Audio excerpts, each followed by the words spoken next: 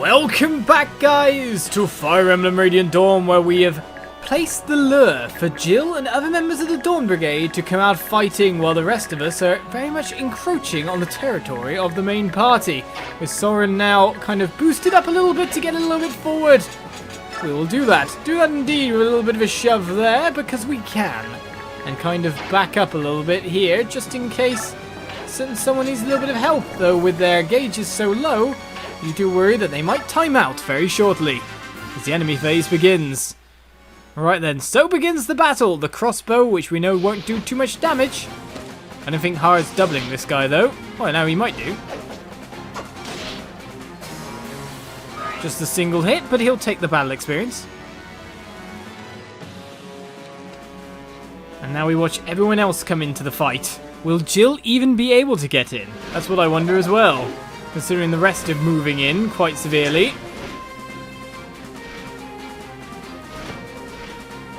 Well, in the meantime, it seems that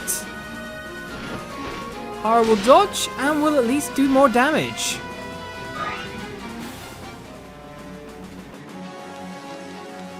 Here comes the attack to Neff. The silver great lance in hand. Will she double this time? She will get the KO, in fact. So another good placement leads to another victory. It's too bad that guy couldn't get in as well. Right then, so Aran versus Haar.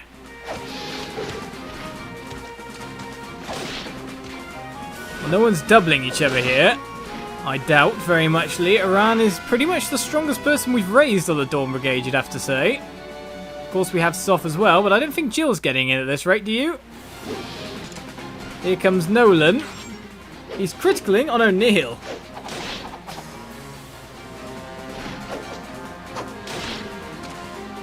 Oh, wow. He doubled and took out Nolan.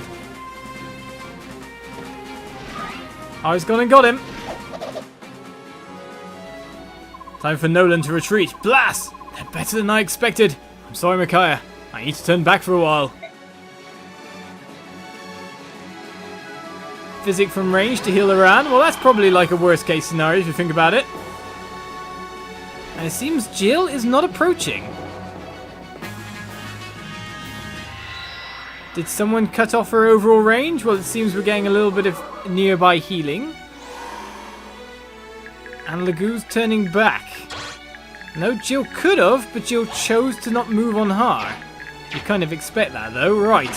So with one of them turning back, the problem comes to the rest. We could Talon and more or less take down Aran at this point. The problem comes into the spellcaster then. Well, there are many around.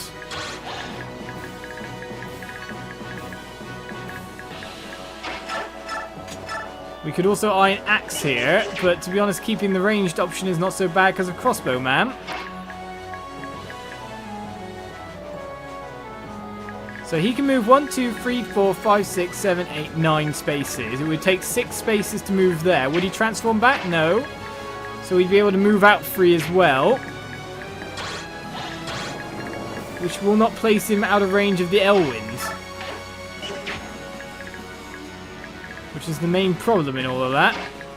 The other problem, of course, is this guy's got Elf Thunder. So what might be required is that we hit and run out of the way. Or we do another way of doing this. Which will involve, first of all, yes, taking out that guy. Right, so we see his range. He can definitely move quite far into the brush there. Let us take out... I would say take out that guy, but it seems we're not going to be able to take him down in 2 either way at this point. Let's just get out of his range by killing this one, maybe?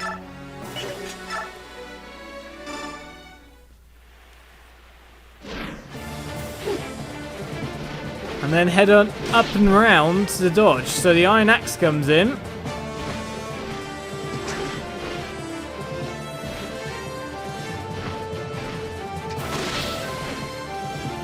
kind of hurt Aran some more. But we won't be able to KO him at this rate.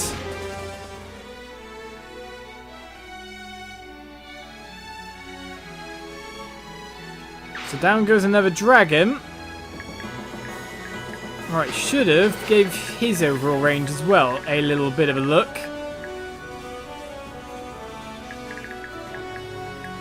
I don't think he'll be able to move so far into the water area, but let's move to here then. Keep ourselves safe for now. Now we're only moving 4 spaces to get to Aran. You never know if we might critical or not, but we can do that and then get out a fair bit.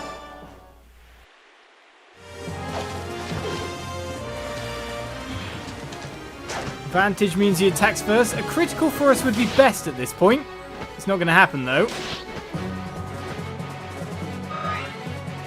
As you see his gauge drop, he will end up losing his form at the end of the turn. Apart from that, do they have any items? Satori's sign, and what do you have? Wild Heart. So these guys are now fairly useless for the rest of our encounter here. Unless I want to shove. So we'll leave you active for the time being. And we'll continue trying to get to Jill, regardless. The other option might be to, of course, draw from this way some troops. So Jill versus Rolf would not be so good for us, would it? Okay, so we can put, for example, Rolf here to be able to deal with one Elf Thunder guy. But more to the point, we've got to worry about the massive troops before us over this way. Which I'm pretty sure Neff can start dealing with quite nicely.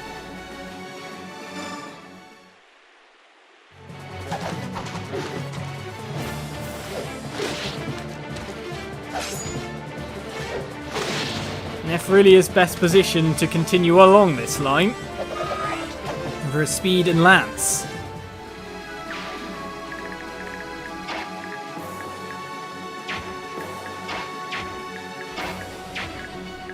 And apart from that, it's probably Mia. You kind of would want Boyd near the front line here, just because of his ability to axe down the remaining bigger guys. Putting Rolf here to just trade a couple of shots there. And following up with Mia and crew after that. So the main problem is, of course, this guy here can fire a bow and arrow at quite a large radius.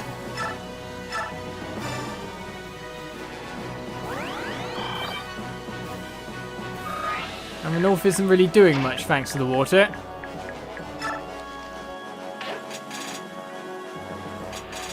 Technically, we could even shove you out a little bit here. Just wondering what the range is of these ones. Alright, short spear, short axe. To be honest, they won't double Boyd. Boyd will probably survive it, so we could put them in range of Boyd, but they'll probably attack Neff due to her... What's the bowman got? Steel bow. I reckon Boyd will survive all that, funnily enough. Shove him into the middle of a war. Hand axe equipped, his defense is 18. You can't reach, which is the most important thing. Ike can then come forward a little bit. Maybe they'll attack Ike instead, because of course he can't double up. But then we can always Golder, or we can shift Golder and boost some people up for another go. If we really want to.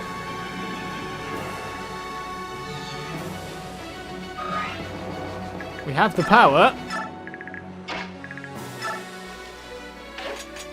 See, it's a bit slow turns in the weird advance of it all. So for example, now we could get Mia just forward to start dealing damage to others. The main problem is we'll probably get him in range with a Wind Edge Edward. And then it will be a Swordmaster battle, won't it? It's always quite a fun one to see if it plays out well or not.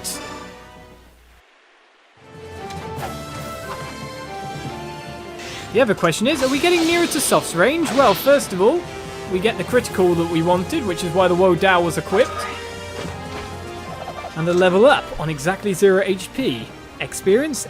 HP? Okay. Well, +1 defense. I'll take that. Strength is what we need, though, for Yumiya. Work on the strength side of things. You are so close to capping out, though. To be honest, I think if you're close to capping out, and supposedly you have the option to promote again, things will go well. Regardless. I might put you in range. No, really didn't put you in range there. The other one is soft, the other issue. So we can see a crossbow here can attack quite far. And apart from that, we could move Rolf in, but to be honest, I think things are fine, and he will transform back at an inopportune time. And no one else can attack there, which means, to be honest, I can move in to heal Boyd as well.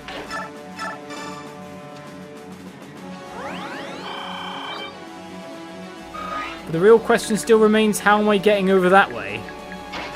Do you know what? Use some Olivia grass, sir. Make sure you stay in beast form in case I need you. I think Soft's got the beast killer on.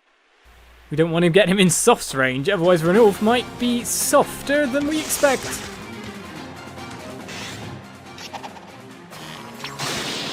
Oh, there's one old Thundermore cleared off the map. We put Rolf in all the lovely places. As soon as he's put at range, he will put people out of their misery, HP and res. Alright, now these spellcasters are going to go chumbling forward because, well, why not? And we've got to watch out for the attack from behind here. Oh my goodness! Not enough to kill her, and she could dodge it either way. But not noticing that is very silly. To be honest, I knew she couldn't get doubled, and she's not got such bad stats because we did actually max her out previously. In the meantime, the high hit chance of the crossbow does land a hit. Look at the amount of troops we have to fight here. The physic comes across. Oh wow, you can attack from there? Of course you can. You got a javelin. I forgot to move you. Okay, hit chance. That gave me actually a lot of gauge, so that was actually really useful. Basically, by the look of it then, we're not actually going to get to fight any of these guys because... well, Rand's now stuck over there. And these guys, to be honest, we could go 1, 2, 3, 4, 5, 6, 7, 8, 9 and get out and within range of Jill for the next turn. So we could even look to attack that one, but to be honest, let's go straight for Jill. And see what we can do. So if we wait outside that range, we can't be attacked by spellcasters. Aran is coming, but we can always move away. Ulki is near to transforming yet again, due to everything. I do not know why you provoke him like that, sir. But if we move back... another way to do this then might be to use a maximum range for some troopers and send in Rolf once more. The El Thunder guy might be too close, but to be honest, if we put it in Aran's and the El Wind guy's range, oh, we can't quite get there. Well, maybe with a little bit of a shove. So we're looking at that range.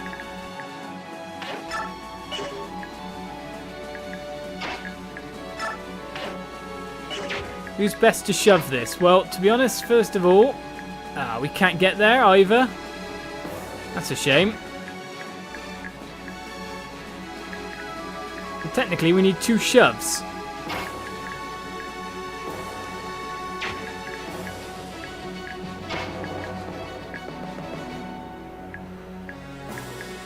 Or we just need to move you a little bit along this way, so maybe to there will do it? I don't know.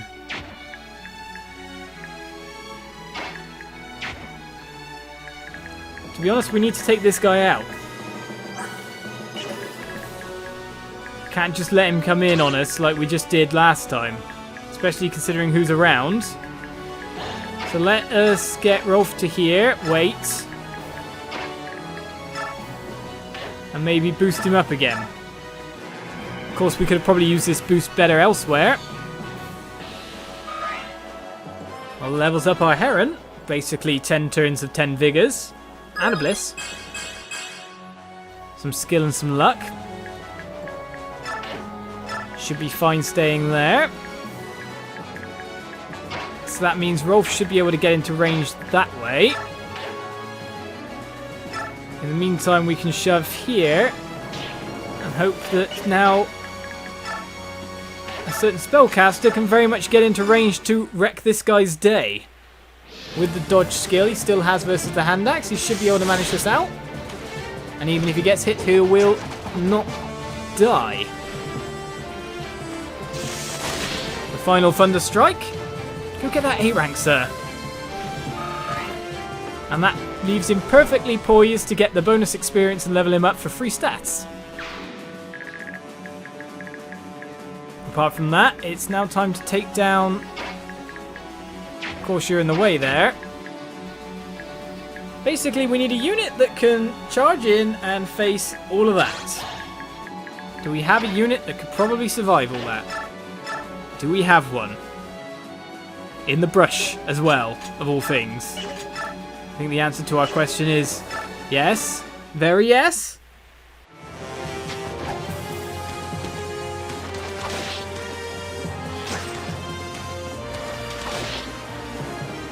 We're well outside the Black Knight's range, if I'm right in saying. Well, just barely. Basically, we're stuck on this little precipice now. This is where the battle ends in terms of advance. In fact, we're very close to Soft's range as well. So that's where, if that's where the battle line ends, that is how it shall be. So we get to work on everyone else. Many an axeman come in, but I think we are very much protected by terrain here. And this is where we stand for the next couple of turns. This dead tree basically blocks everyone here, so only one person can attack Neff, one person can attack Ike. There is the chance to attack round from here.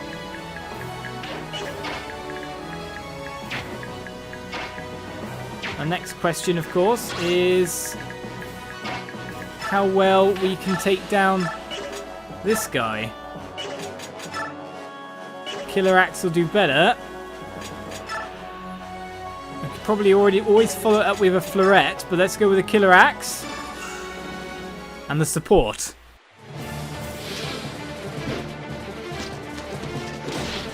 Kinda need a crit. Well, that's not good.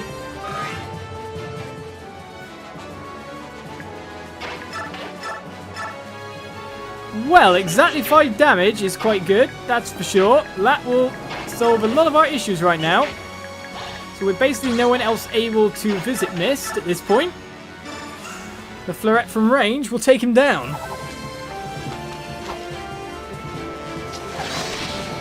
That worked out on a battle of close margins. Margin of error was not too high. Mist is quite happy. Void and Mist paired up on that guy quite sufficiently.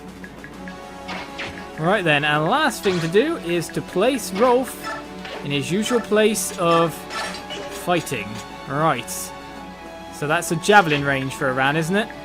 It is indeed.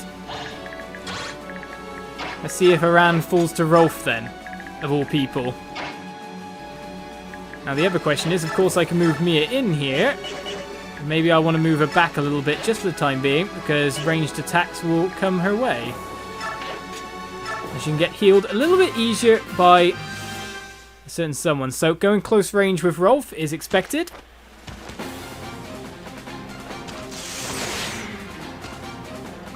Actually hit. Now another long range attack. But this time, of course, we've got exactly enough to deal the damage. My goodness, these guys are hitting Rolf. You don't need to critical, sir. That was 96 damage.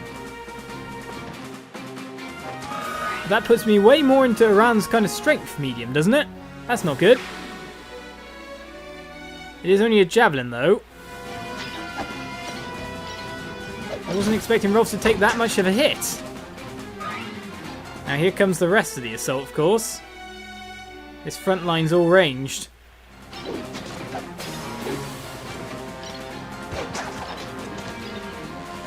Ike's just going to shrug it all off, because that's what Ike does. Especially when Soren finally gets near.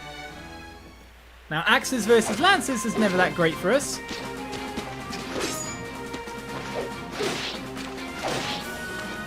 But Neff makes sure he doesn't even hit and levels up. Defense, defense. Oh, Neff.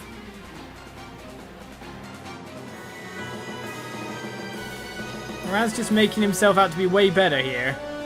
The Physic comes across and heals. Now here we go. This is the worry, because Rolf's taken a lot of damage. He's not in range to kill Rolf, though. And didn't hit either way. But Rolf is enough to make Aran retreat.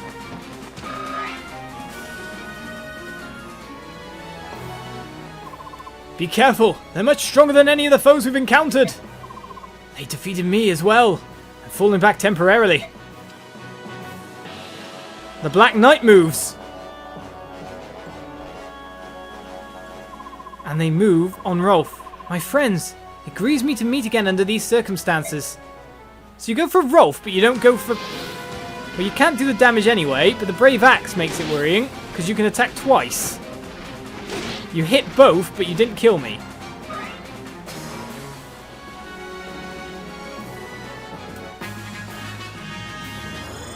And so that leaves us in a tremendous amount of peril. With a Black Knight in range, we have no choice but to actually retreat fully.